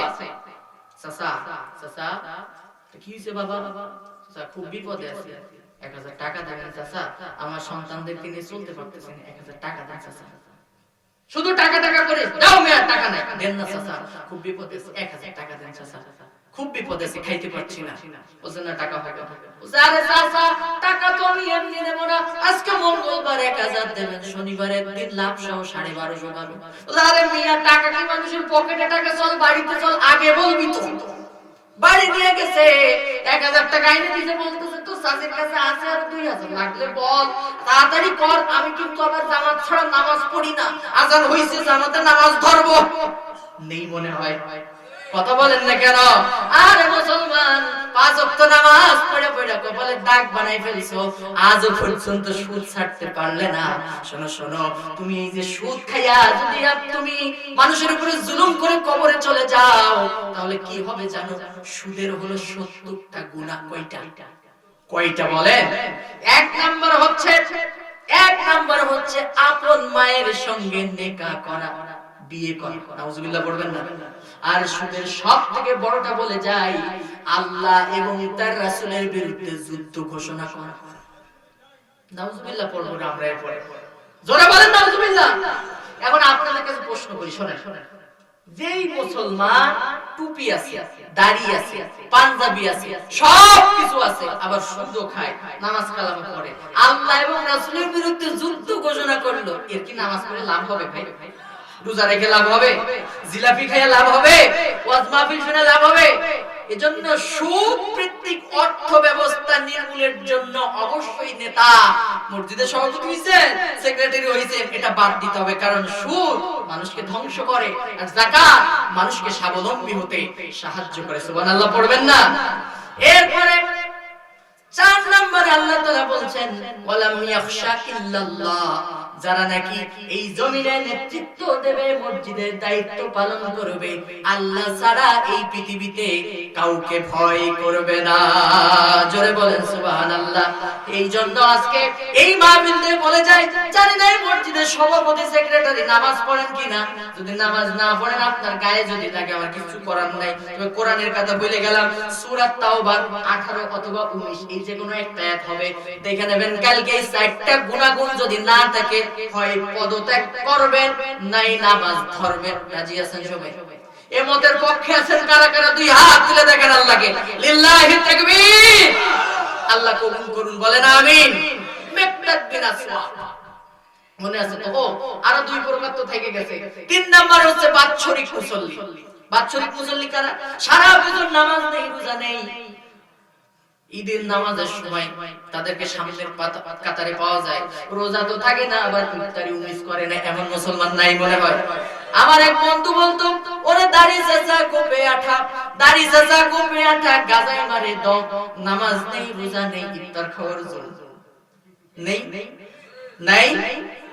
এই ধরনের নেতারা বছরে একদিন নামাজের জন্য চলে যায়, ঈদগাহে দেখবেন আছে সাদা পাঞ্জাবি পরা, গোল জামা পরা, আতর গোলাপ সেন্ট মাইকা, মাথায় একখান পাগড়ি বাঁধে, খুব সুন্দরভাবে আস্তে কইরা সামনে যায় বসে। নামাজ হলো 10টায়, ইমাম সাহেব নামাজ কালামের মাসলা মাসাইল দিতে গিয়া 10:05 বেজে গেছে, ওর তো আর নামাজের মাসআলা লাগে না, কথা নিজেই তো নামাজ পড়ে, ঘড়ি উঁচু করে, হুজুর নামাজ হলো 10টায়, এই 5 মিনিট লেট হয়ে গেছে। এই জন্যই বলি যে হুজুরদের আসলে কোনো হিসাব কিতাব নেই। এই যে 3 মিনিট পার হলো, 5 মিনিট পার হলো, ঘড়ি ধরে উঁচু করে বলেন, হুজুর আপনাদের কোনো হিসাব কিতাব নাই। আমাদের এলাকায় আমি একজনকে পাইলাম ঈদগায় মুসল্লি, নামাজের ভিতরে এরকম মাছ খাতে বলতে, হুজুর 3 মিনিট পার হয়ে গেছে, ঘড়িটা দেখেন, তাড়াতাড়ি নামাজ পড়ে নেন। আমি তাকে নামাজের পরে ধরলাম, বলে চাচা এদিকে আসি, যে কি বাবা গত বছর পিতার কি হয়েছে, আপনার বয়স কত হবে? বলছে প্রায় 53 বছর, 50-55। আমি বললাম চাচা আপনার তো নামাজ ফরজ হয়েছে 10 বছর বয়সে, 10 বছর বয়স থেকে এই পর্যন্ত প্রায় এই যে 43 বছর আপনি নামাজ পড়েন না। আমি জানি কেউ না জানলো, কারণ আপনার বাড়ি আমার পাশে। যে 3 মিনিটের এত দাম হয়ে গেল আপনার কাছে, আমার আল্লাহ যে আপনার 43 বছর সময় দিবে, 43 বছরের কি কোনো দাম নাই? স্যার বাবা মানুষের মধ্যে এসব কথা বলো কেন? এসব কথা থাম থাম থাম, নাই মনে হয়, নাই মনে হয়। 4 নম্বর হচ্ছে পঞ্চবাৎসরিক মুসল্লি। পঞ্চবাৎসরিক মুসল্লি হলো এরা যারা এমন আছে আমি তাদেরকে বলি, যারা নাই তাদেরকে বলি না। পঞ্চবাৎসরিক মুসল্লি হলো ওরা অনেকেই আছে যে বছরে, আমি নিজে দেখছি বছরে একবারও নামাজ পড়ে না, ওক্তিও নাই, জুমার দিনেও নাই, এরপরে ঈদের নামাজেও পাওয়া যায় না।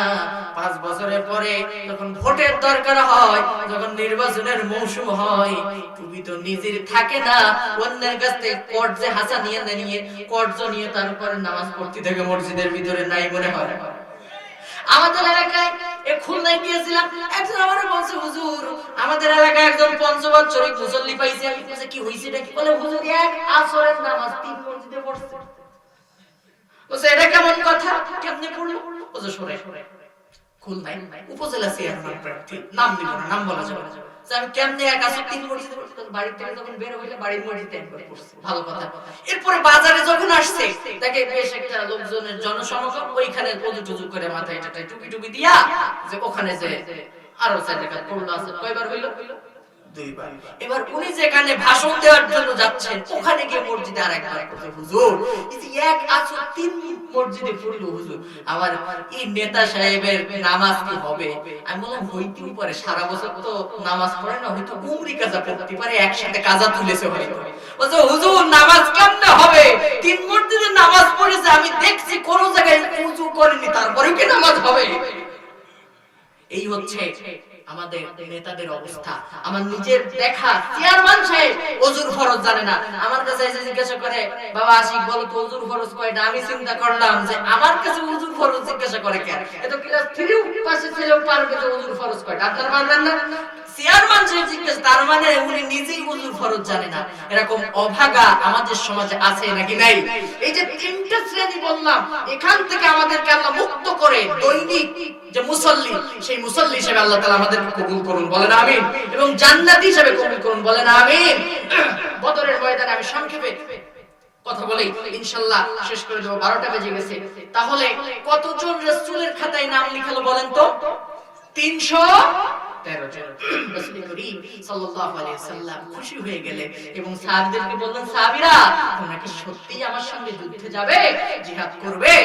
সাহাবীদের প্রশ্নের জবাব কি আসছে? সাহাবায়ে কেরাম বললেন, ইয়া রাসূলুল্লাহ, ইয়া হাবিবাল্লাহ, আপনি এত চিন্তা করেন কেন, এত টেনশন করেন কেন? চিন্তার কোনো কারণ নাই, ভয়ের কোনো কারণ নাই। যতক্ষণ পর্যন্ত আমাদের চোখের পাতা নড়ে, আমাদের শরীরের এক বিন্দু রক্ত চলাচল করে, ততক্ষণ পর্যন্ত কাফের বেঈমান ইসলাম বিদ্বেষীদের বিপক্ষে আমরা অস্ত্র ধারণ করব। আরো জোরে বলেন আল্লাহু আকবার। আজকে আমাদের অনেকে ভয় দেখায়, হুজুর সাবধান, আমাদের বিপক্ষে কোনো কথা বলবেন না। আমরা বলি শোনো শোনো, আমরা কোরআনের বিপক্ষে বলতে পারবো না, আমরা কখনো কাফেরদের সাফাই গাইতে পারবো না। তোমরা যতই ভয় দেখাও, যতই অত্যাচার জুলুম নির্যাতনের ভয় দেখাও না কেন, আমার নবী শিখিয়ে দিয়ে গিয়েছেন প্রয়োজন হলে জীবন দিব, কিন্তু বাতিলের কাছে মাথা নত হবে না। রাজি আছেন মুসলমান? রাজি আছেন মুসলমান? আজকে যারা এই কোরআনের কথা বলে, যারা আজকে ইসলামের কথা বলে, তারাই এই জমিনে অপরাধী, কথা ঠিক না ঠিক? এই রাজাপুরের মুসলমান শোনো, যুবক ভাইরা শুনে রাখো, ফিরে আসো কোরআনের দিকে, রাসূলের আদর্শের দিকে ফিরে আসো। এই কোরআন তোমাকে বিপ্লবী নেতা হতে শেখাবে, ইসলাম বিদ্বেষীদের কাছে এক চুল পরিমাণও ঈমান বিক্রি করতে শেখাবে না। রাসূলের আদর্শের সৈনিক হতে শেখাবে, তোমাদের হাতেই দ্বীনের বিজয়ের পতাকা পথ করে উড়বে। বাংলার জমিন ইসলামী বিপ্লবের অপেক্ষায় অপেক্ষমান। বাংলার তরুণ এবং যুবক ভাইরা, আজকে আমাদেরকে শপথ নিতে হবে মুআযের মতো, মুওয়াজ্জের মতো, ওই সাহাবীদের মতো, যে আল্লাহ যতক্ষণ পর্যন্ত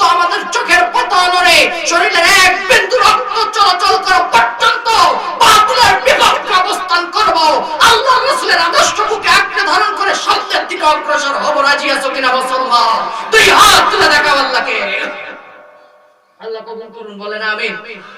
আরো জোরে পড়েন আমিন। আমি এখন মুনাজাত দিয়ে দিব। আল্লাহর রাসূলের ৩১৩ জন সাহাবী বদরের ময়দানে যাওয়ার জন্য যখন অগ্রসর হবে, তখন দুইজন ছোট্ট মাসুম বাচ্চা, একজনের বয়স ১২ বছর আর একজনের বয়স বিভিন্ন বর্ণনা আসছে ১৬ বছর, মাজ আর ওয়াস, দুইজন আসলে রাসূলের কাছে, ইয়া রাসূলুল্লাহ আমরাও আজকে বদরের ময়দানে যেতে চাই, আপনি আমাদেরকে অনুমতি দেন। রাসূল করিম সাল্লাল্লাহু আলাইহি ওয়াসাল্লাম বললেন, না, আমি অনুমতি দিতে পারবো না। দুইজন কাঁদতে শুরু করলো, ইয়া রাসূলুল্লাহ অনুমতি আপনাকে দিতেই হবে, আমরা যুদ্ধের ময়দানে যাওয়ার জন্য কঠিন সিদ্ধান্ত গ্রহণ করেছি, আপনি আমাদেরকে অনুমতি দেন।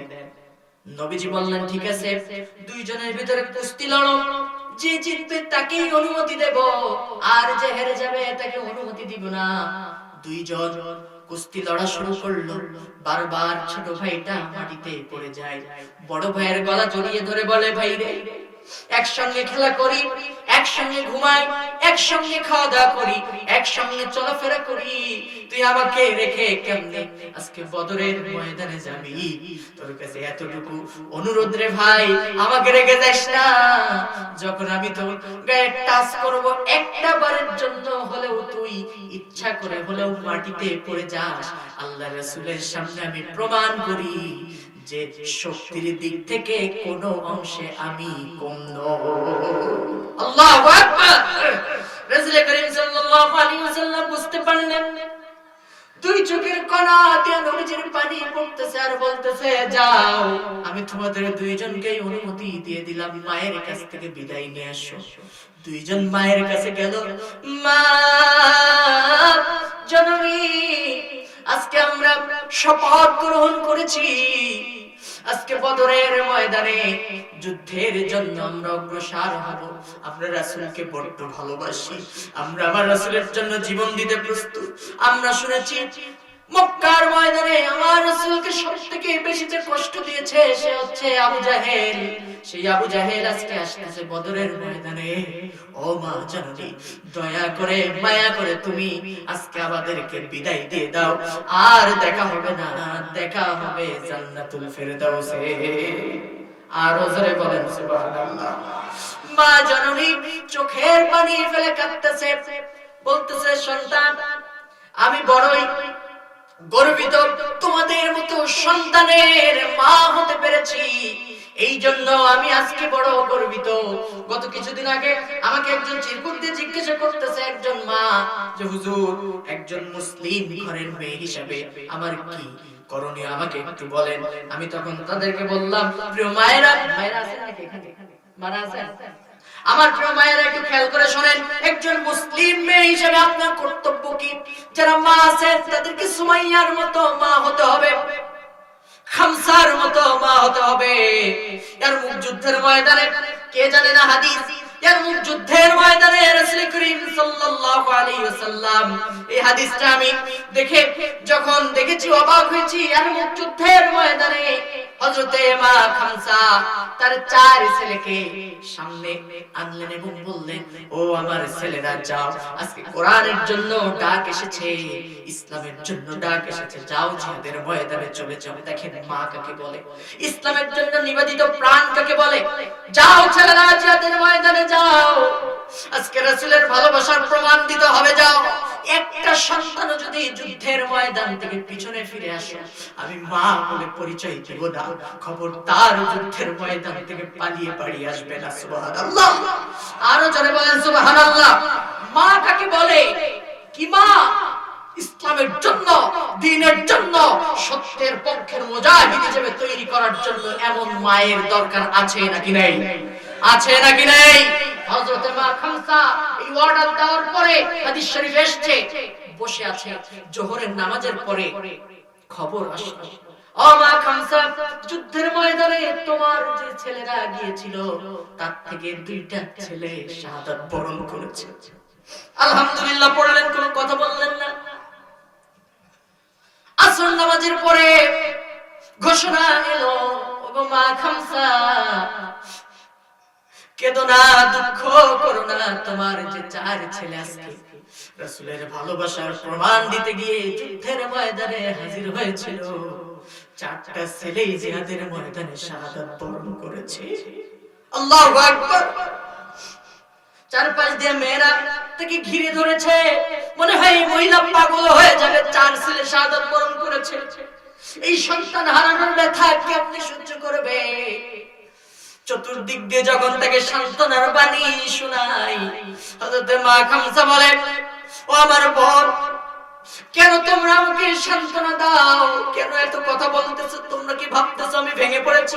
না না না, আমি আমার আল্লাহর শুকরিয়া আদায় করি যে আল্লাহ আমাকে চার শহীদের মা হিসেবে কবুল করেছেন। সুবহানাল্লাহ পড়ে। আমার কোনো দুঃখ নাই, কোনো কষ্ট নাই, আমার কোনো কষ্টের কারণ নাই। আল্লাহর কাছে এতটুকু চাওয়া, কিয়ামতের ময়দানে আমার আল্লাহ চার শহীদের ছেলের সঙ্গে, চার ছেলের সঙ্গে আমার পরিচয় করায়া যদি একটাবার জান্নাতে ঢুকায়া দেয়, আমার কোনো দুঃখ কষ্ট থাকবে না। জোরে বলেন সুবহানাল্লাহ। ও প্রিয় মায়েরা, প্রিয় বোনেরা, আজকে আপনাদেরকে এই হাদিস থেকে শিক্ষা গ্রহণ করতে হবে।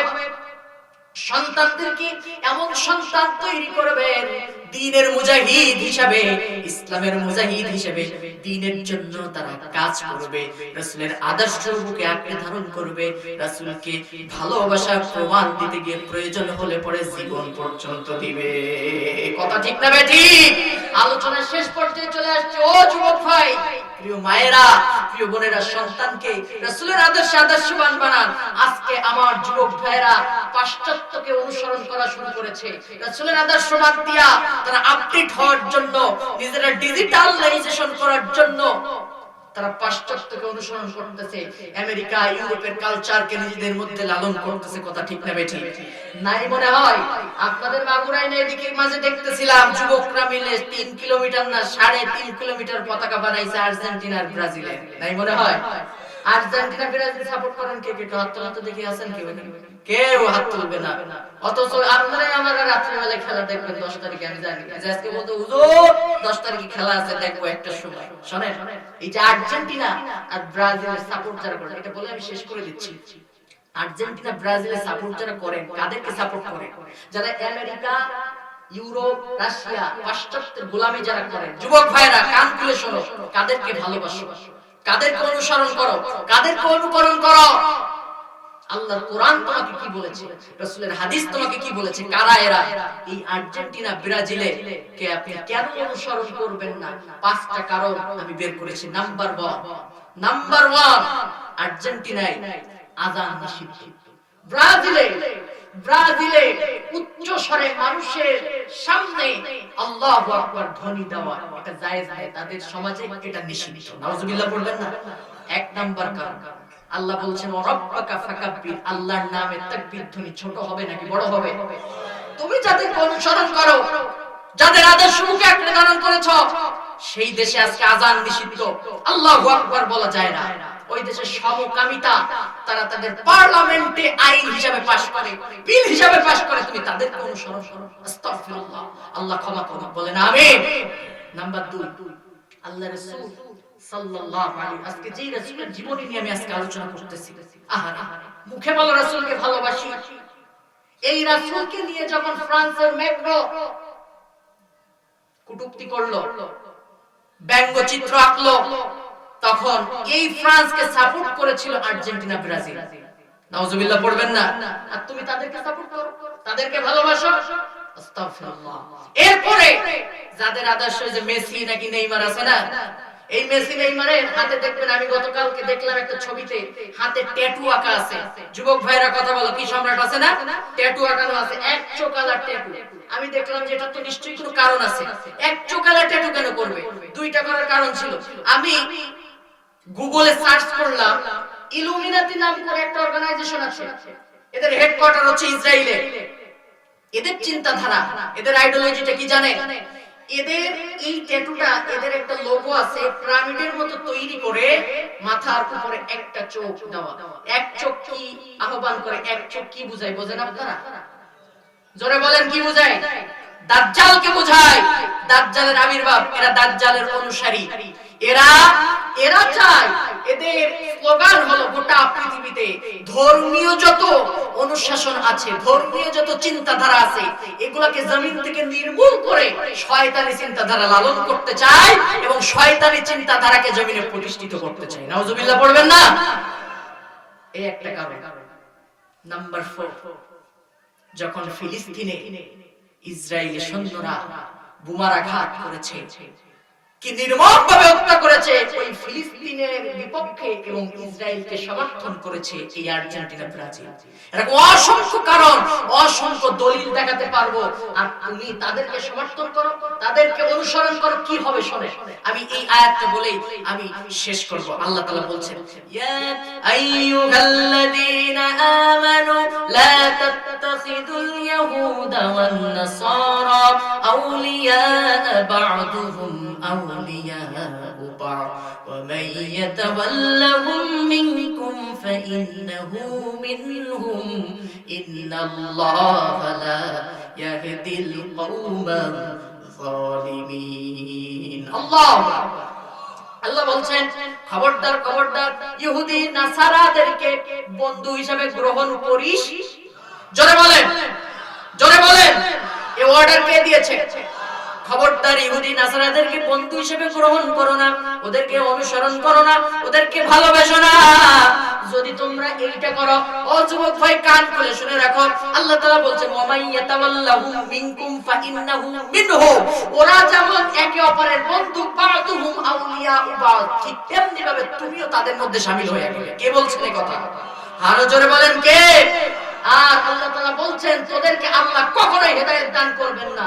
এজন্য ইহুদি নাসারা পাশ্চাত্যের গোলামি ছাড়তে হবে, আল্লাহর রাসূলের আদর্শ বুকে আঁকড়ে ধারণ করতে হবে। রাজি আছো মুসলমান?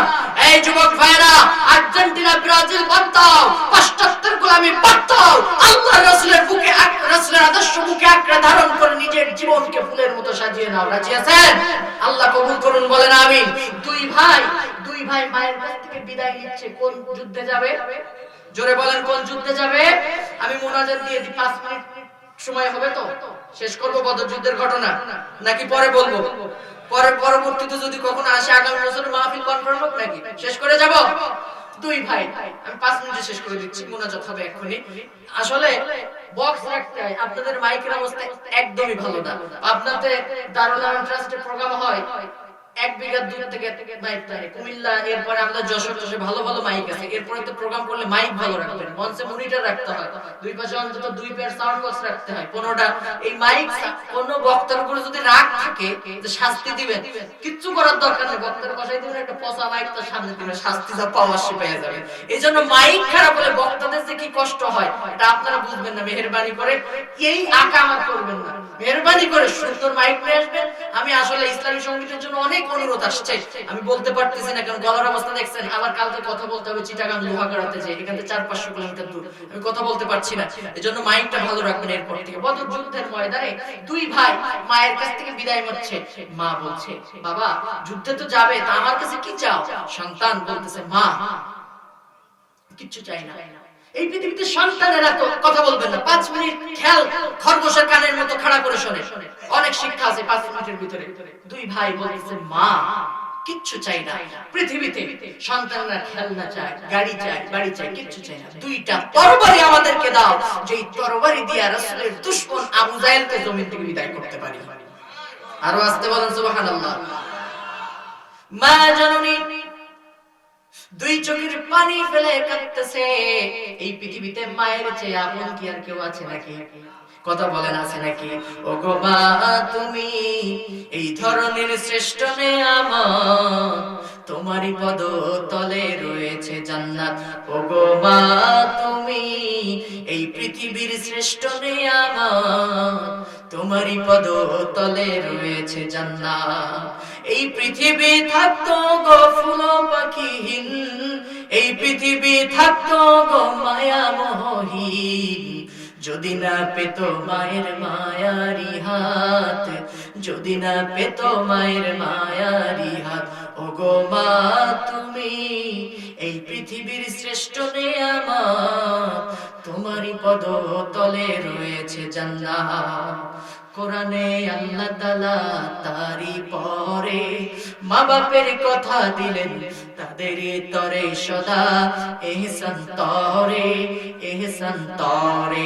তাদেরই খুশিতে যে আল্লাহর সন্তোষ তাদেরই রাগেতে হয় রব সন্তোষ তাদেরই খুশিতে যে আল্লাহর সন্তোষ তাদেরই রাগেতে হয় রব সন্তোষ এ ধারার রহম তারা এ ধারার বরকত এ ধারার শান্তি তারা এ ধারার বরকত ওগো মা তুমি এই পৃথিবীর শ্রেষ্ঠ নেয়ামত তোমারই পদতলে রয়েছে জান্নাত এই পৃথিবী থাকতো গো ফুল পাখিহীন এই পৃথিবী থাকতো গো মায়া মোহহীন যদি না পেত মায়ের মায়ারি হাত যদি না পেত মায়ের মায়ারি হাত ওগো মা তুমি এই ধরনের শ্রেষ্ঠ নেয়ামত তোমারই পদতলে রয়েছে জান্নাত আল্লাহু আকবার দুই ভাই মায়ের কাছ থেকে বিদায় নিয়ে মা জননী বলছে আমার তো দেওয়ার কিছু নাই দুইটা খেজুরের শুকনা ডাল কেটে এনে দুই ভাইয়ের হাতে দিয়ে বলছে বাবা এই নাও আমার সম্পদ দুই ভাই বলতেছে মা জননী যুদ্ধের ময়দানে তরবারি আর তরবারি রক্তক্ষয়ী সংঘর্ষ হবে এখানে এই ছোট্ট দুইটা খেজুরের ডাল কি কাজে আসবে মা বলতেছে সন্তান আমার তো আর সামর্থ্য নাই আমার তো আর ক্ষমতা নাই আমি যে তোমাদেরকে তরবারি কিনে দিব তবে আমি তোমাদের মা হয়ে দোয়া করি এই দুইটা খেজুরের ডাল নিয়ে জিহাদের ময়দানে যাও যদি তোমাদের নিয়ত সহি থাকে এই দুইটা খেজুরের ডাল যুদ্ধের ময়দানে অনেক অবদান রাখতে পারে দুই ভাই মায়ের কাছ থেকে বিদায় নিয়ে বদরের ময়দানে হাজির যখন হয়েছে বদরের ময়দানে একজন সাহাবীর কাছে জিজ্ঞাসা করতেছে আল্লাহর নবীর সাহাবী আমরা মদিনার আনসারের ছেলে একটু দেখাই দেবেন নাকি আবু জাহেল কোনটা সাহাবী বলতেছে আমি বড় চিন্তায় পড়ে গেলাম টেনশনে পড়ে গেলাম এত ছোট ছোট সৈন্য বাচ্চা সৈন্য জিহাদের ময়দানে কোথা থেকে আসলো চিন্তায় পড়ে গেলাম তখন বলতেছি যে বাবা আবু জাহেলকে দেখে কি করবে তোমরা বাচ্চা মানুষ বলছে আমরা শপথ গ্রহণ করেছি আমরা আজকে প্রতিজ্ঞাবদ্ধ হয়েছি যতক্ষণ পর্যন্ত আল্লাহর নবীর দুশমন আবু জাহেলকে না মারবো জমিন থেকে বিদায় না করব ততক্ষণ পর্যন্ত আমরা দুই ভাই ক্ষান্ত হব না আর জোরে বলেন সুবহানাল্লাহ বলতেছে ওই যে দেখো সাদা ঘোড়ার উপরে যুদ্ধ করতেছে তরবারি চালাইতেছে ওই হচ্ছে আবু জাহেল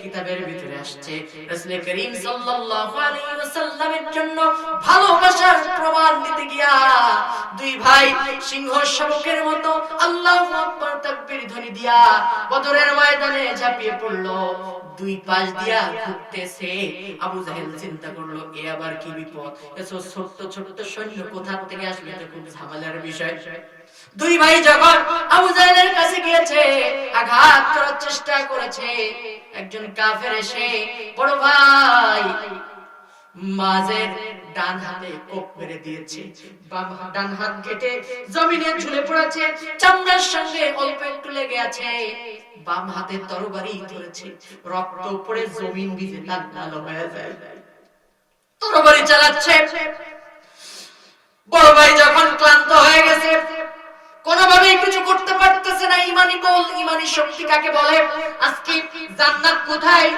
জান্নাত খুঁজে আমরা বলি রাসূলকে ভালোবাসি রাসূলের ভালোবাসার প্রমাণ কোথায় দিবেন ও ভাই মসজিদে নামাজ সবাই পড়তে পারে জিকির আজকার সবাই করতে পারে আপনিও করতে পারেন আমিও করতে পারি ফজরের পর 100 বার আস্তাগফিরুল্লাহ এশার নামাজের পর 100 বার আস্তাগফিরুল্লাহ এগুলো আমরাও পড়তে পারি কিন্তু ভালোবাসার প্রমাণ কোথায় দিতে হবে একটুখানি দেখেন এটা আমি শিক্ষার জন্য বলতেছি আপনার যদি পরিস্থিতি আসে আপনি রাসূলের জন্য নিজের জীবন সর্বোচ্চ বিলিয়ে দিতে প্রস্তুত আছেন এটাই তার প্রমাণ এখান থেকে আপনাকে প্রমাণ করতে হবে দুই ভাই ঘুরতেছে।